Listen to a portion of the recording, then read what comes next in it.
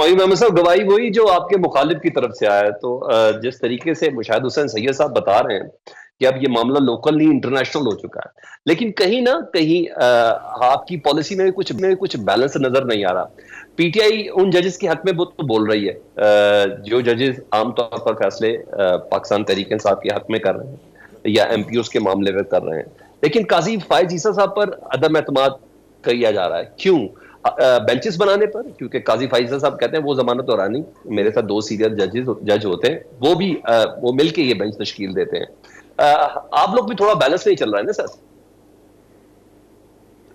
دیکھیں اس سے یہ ہے کہ جو قاضی فائز عیسیٰ صاحب کی بات جو ہے نا, ہم ان کے خلاف ایز سچ نہیں ہیں کہ ایز اے جج ان کو نہیں ہونا چاہیے جیسے یہ باقی کر رہے ہیں.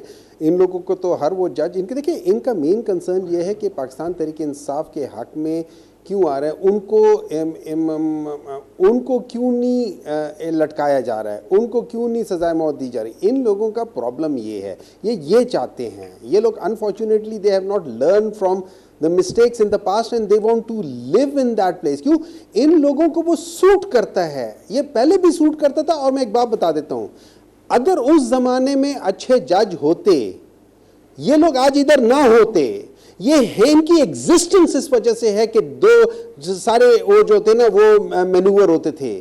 اگر مینوور نہ ہونے والے جج ہوتے یہ سسٹم یہ لوگ وہ ان کو رکھ ہی نہ سکتا. میرٹ والے سسٹم میں یہ چل ہی نہیں سکتے.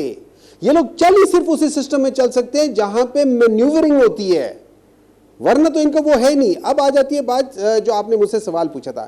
دیکھیں فائز عیسیٰ صاحب کے اوپر ہمارا اعتراض صرف یہ ہے, ہم ایز اے کلائنٹ یہ سمجھتے ہیں کہ قاضی فائز عیسیٰ صاحب ہمارے کیسز سننا نہیں چاہیے. اس کی وجوہات ہیں.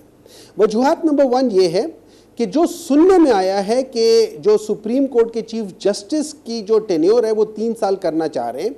اب اس کے لیے چونکہ یہ کیا کہہ سکتے ہیں آئینی چینج ہوگا, اس کے لیے 2/3 میجورٹی چاہیے. اگر چیف جسٹس صاحب اس یہ جو سیٹوں والی بات ہے, ریزرو سیٹس والی بات ہے, اس میں وہ ڈائریکٹ بینیفیشری بن سکتے تو آئیڈیلی ان کو نہیں ہونا چاہیے. نمبر 2, اس سے پہلے ایک ججمنٹ آ چکی ہے کہ جس میں کہا ہوا ہے کہ چیف جسٹس قاضی فائز عیسیٰ صاحب عمران خان کے کیسز نہیں سن سکتے ہیں. پھر قاضی فائز عیسیٰ صاحب نے خود انڈیویجول کیپیسٹی عمران خان کے خلاف ریفرنس بھی دائر کی تھی یا ایک پٹیشن دائر کی تھی. پھر خود ان کی بیگم نے ایک چیلنج کیا تھا اس کے لیے. تو in other words there is an obvious کیا کہہ سکتے ہیں animosity kind of thing between Imran Khan. تو نیب ترامیم کیس میں کیوں نہیں اعتراض کیا آپ نے؟ نیب ترامیم کیس میں عمران خان صاحب خود پیش ہو رہے ہیں, اس پہ کیوں نہیں اعتراض کیا قاضی فائز صاحب کی سربراہی میں وہ بینچ ہے؟ ہولڈ کریں. دیکھیں نیب ترامیم سر جی, نیب ترامیم case against P T I نہیں ہے, وہ ایک ترامیم کے لیے ہے. اس میں وی آر پارٹی. اور ہم اس میں کیا کہہ رہے ہیں, ہم اس میں جو کہہ رہے ہیں وہ سمپل سی بات یہ ہے کہ نمبر 1 آپ لوگ جو ریٹروسپیکٹیولی کر رہے ہو کہ 1985 سے آنورڈز جنہوں نے چور کی ہے ان کو آپ نے نہیں پکڑنا. آپ یہ کہہ رہے ہو کہ جو اینٹری منی لانڈرنگ بل جو ہے یا ایکٹ جو ہے اس کے اندر آپ چینجز لا رہے ہو کہ جی جو کیا کہہ سکتے ہیں اسے اسٹیٹ بینک ہے یہ ریفرنس نہیں ڈال سکتی.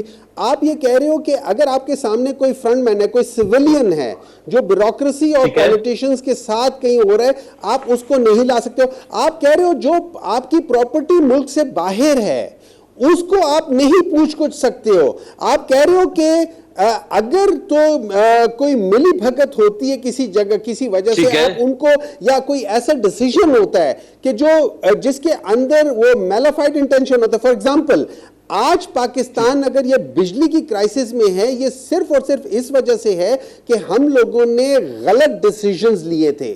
اب آپ اس ڈیسیژنز کو جا کے ہم دیکھ سکتے ہیں ایٹ لیسٹ کہ کیا اس میں میلافائڈ انٹینشن تھی یا نہیں تھی, کیونکہ اس کی وجہ سے آج 3 کھرب روپے 2.5 کھرب روپے سالانہ کی ہمارے اوپر بوجھ آ رہی ہے. تو اس کا ان لوگوں کو کیا فائدہ ہوا ہے؟ میں نے آگے بڑھنا ہے,